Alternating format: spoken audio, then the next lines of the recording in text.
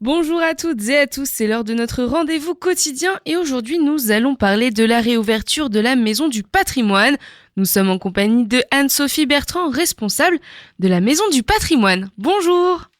Bonjour Salomé. Alors, la Maison du Patrimoine réouvre ses portes dans un contexte assez particulier. Quelles sont donc les choses qui ont été mises en place pour accueillir le public ?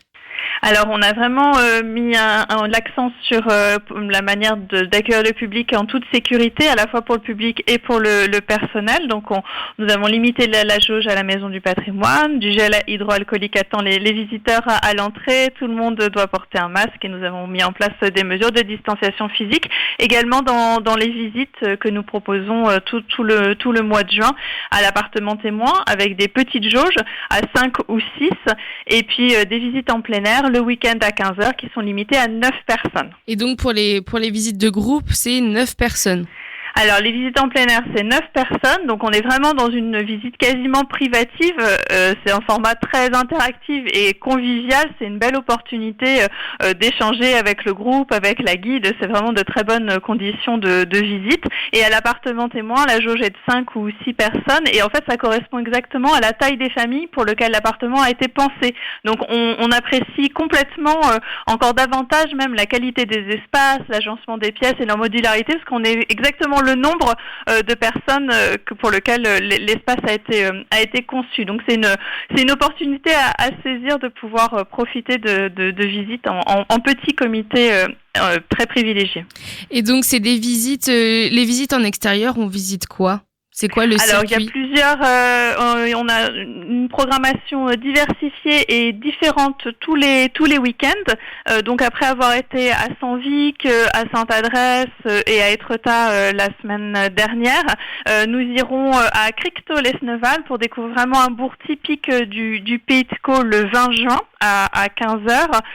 Et puis à Épouville le 28 juin à 15h. Donc là, on sera plutôt sur une découverte, une exploration de la vallée de la Lézarde qui avait un très grand nombre de moulins tout le long de son cours et on racontera cette histoire qui est très importante pour comprendre le développement d'Épouville avec quelques moulins qu'on voit encore il y en a quelques-uns encore en activité et puis au Havre 2 visites fin juin, une le 21 juin autour des bassins depuis le port historique, le bassin du Roi jusqu'au bassin du Commerce. On va vraiment parcourir 3 siècles d'histoire en déambulant autour du premier port et des bassins les plus anciens.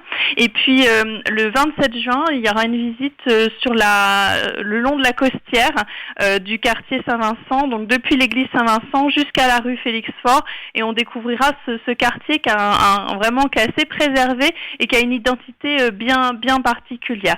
Donc on a vraiment essayer d'avoir des propositions différentes pour montrer qu'à quelques pas de chez soi, on peut faire un voyage dans le temps et découvrir un patrimoine de proximité assez méconnu et pourtant très riche et assez diversifié. Et comment ça marche si on veut réserver ? Quelles sont les démarches ? Alors, vous retrouvez toute notre programmation sur le site de la communauté urbaine, lehavre-seine-métropole.fr. Nous avons une page d'actualité qui est réservée à la programmation du Pays d'art et d'histoire Le Havre-Seine-Métropole.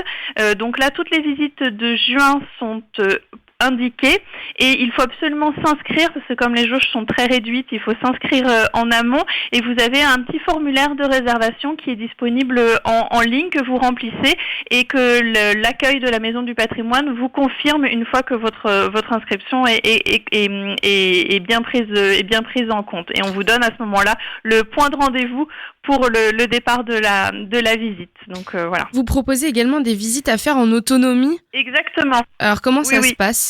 Alors c'est un outil qui sera disponible la semaine prochaine. Il s'agit d'une carte interactive qu'on a conçue avec le service de cartographie de la communauté urbaine.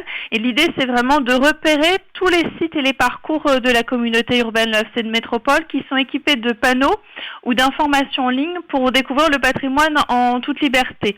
Donc en fait, vous allez avoir une carte de la communauté urbaine, des petits points en repère et vous allez par exemple retrouver à Sainte-Adresse une application qui permet de vous promener sur les pas de la présence belge à Sainte-Adresse durant la Grande Guerre, faire une visite dans le centre médiéval d'Harfleur ou de Montivilliers où il y a beaucoup de panneaux qui jalonnent un parcours, à Maine-Église, la même chose, à Cricto.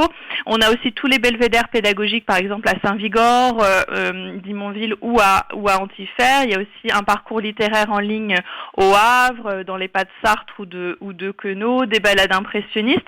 Donc en fait, vous cliquez sur le petit repère et après vous accédez à la ressource ou à des informations complémentaires qui sont disponibles en ligne. Et alors là, c'est disponible à n'importe quelle heure du jour et de la nuit. Voilà, vous êtes vraiment en autonomie, en famille, en famille, entre amis. Voilà, c'est toutes les manières de découvrir le patrimoine de manière en toute liberté. Sur le territoire de la communauté urbaine. Et puis un petit scoop, notre partenaire, l'association Mémoire et Patrimoine, qui valorise le patrimoine militaire local, reprend également son activité et proposera des visites de l'hôpital allemand, qui a été ouvert pour la première fois à l'occasion des Journées européennes du patrimoine en 2019, et il reprendra les visites le 27 juin, et vous pourrez vous inscrire à partir de la semaine prochaine également sur le site de la communauté urbaine pour ces visites. Donc, ce qui est vraiment un vestige de la Seconde Guerre mondiale qui est très intéressant en plein cœur du Havre. Et il se trouve où cet hôpital ? Il se trouve au pied du tunnel Génère pour aller vite. Ok, bon, c'est super. Merci beaucoup pour ce petit scoop. Est-ce que vous voulez rajouter quelque chose, un message à faire passer peut-être ? On est très impatients de retrouver les publics et très heureux de les emmener à nouveau à la découverte des patrimoines de la communauté urbaine. Les guides sont impatients de les retrouver. Donc voilà, on a hâte de pouvoir reprendre une activité pleine et entière. La programmation de juillet sera disponible fin juin sur le site de la communauté urbaine. Eh bien, merci beaucoup Anne-Sophie Bertrand d'avoir répondu aux questions de Westrack Radio. Chers auditeurs, c'est tout pour aujourd'hui. Merci de votre fidélité. Je vous souhaite une excellente journée en musique sur Westrack Radio.